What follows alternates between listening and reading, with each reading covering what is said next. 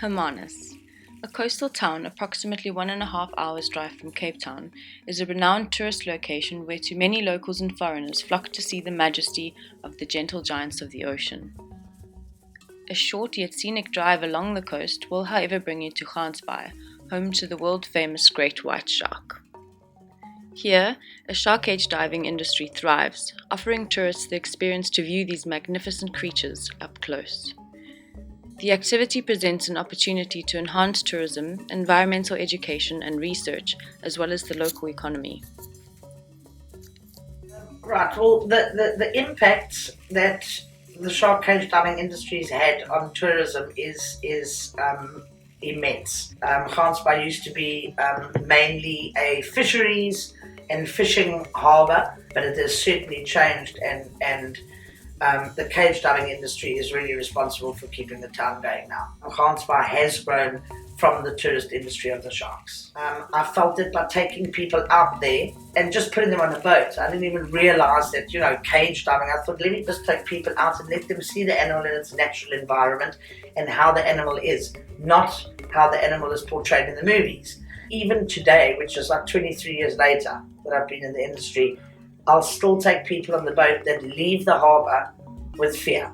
You can see in the interview or the briefings that we do, the questions they ask when we give them the briefing about the diving. You can see the fear on their faces, and they will ask the questions, and they'll use the words monster. When they come back, they are totally different people. They have got a different. I see it every single day, and then suddenly the words are graceful.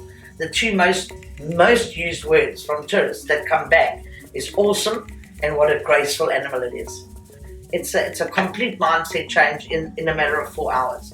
So it's definitely on the education side, it's a positive by taking these amounts of people out there.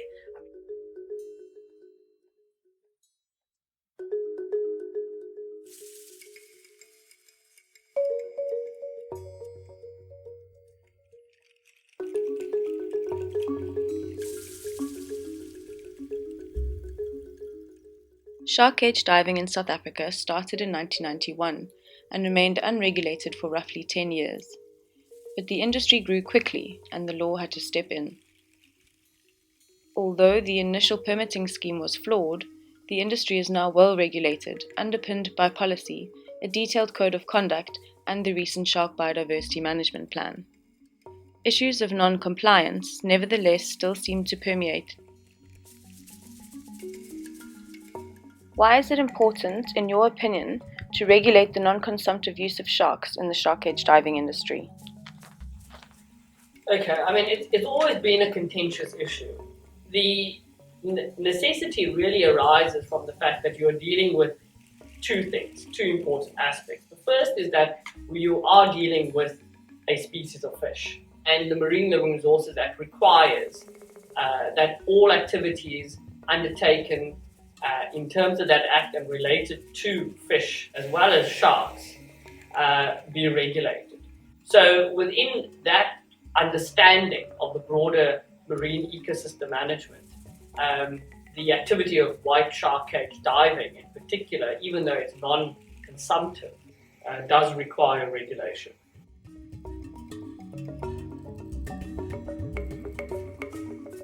About 7 years ago that they came in, okay, they're going to give us permits, but that took another 5 years.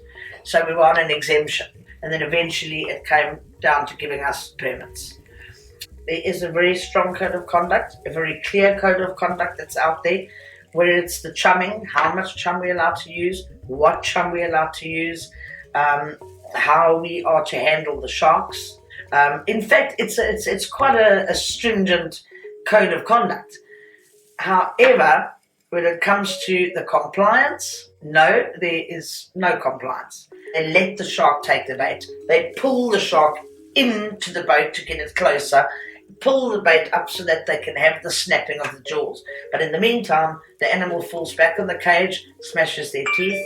Sharks are cut by propellers on a regular basis, and they feel that they can just use and abuse these sharks.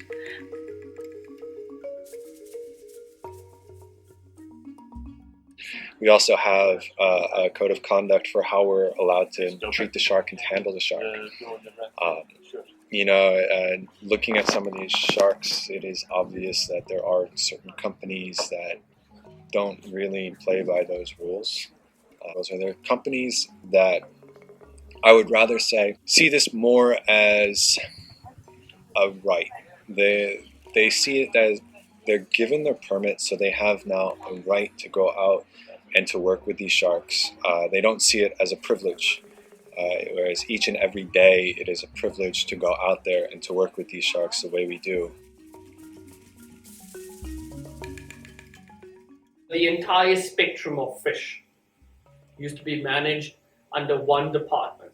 It's now split between the Fisheries Department under the Department of Agriculture, Forestry and Fisheries and the Department of Environmental Affairs and its branch, Oceans and Coasts. So you have almost the schizophrenic management where you've got fish being managed by a department that is not necessarily geared to managing fish. And by that I mean it may have the regulatory framework, but then you don't have the enforcement side. The enforcement side sits with agriculture, forestry and fisheries.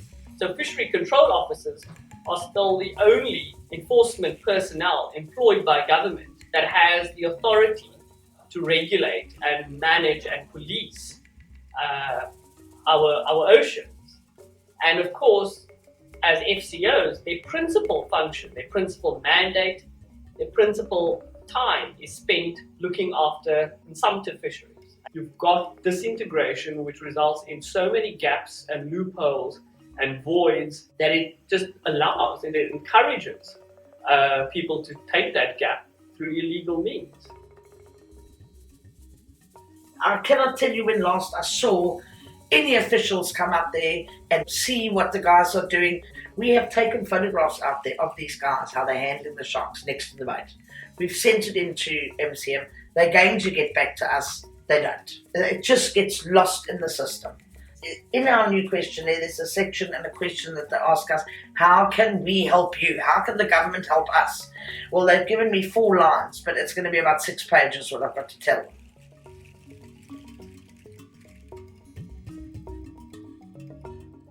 More initiative needs to be taken by the government to regulate the rules that are already set in place.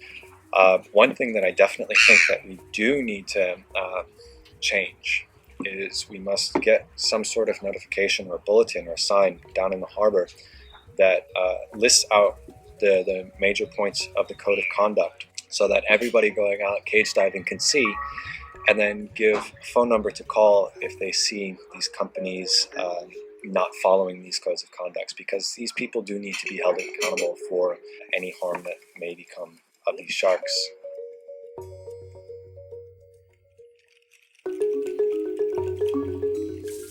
There hasn't been a single prosecution of an illegal operator ever. On that score, my suggestion would be that operators essentially take charge of their own destiny and their own sector. It's time that the operators stick together, and maybe we will enforce our own rules out there in the way of maybe putting stickers on the boat saying, we do not harm sharks. If this is seen on the boat, please contact this number. We thought of putting a signboard down in the harbour with the rules: no touching of sharks, no lifting up the noses off the back of the boat. No, the shark should not be brought in that close to the boat. And this is what needs to be out there, and that the tourists know that. And checklists, I agree, where they can come back and say, how did you find your crew handling the sharks? I reckon the only way that it is going to be done is by ourselves, policing ourselves and coming up with something where we can let the tourists know to let us know about who is not behaving out there.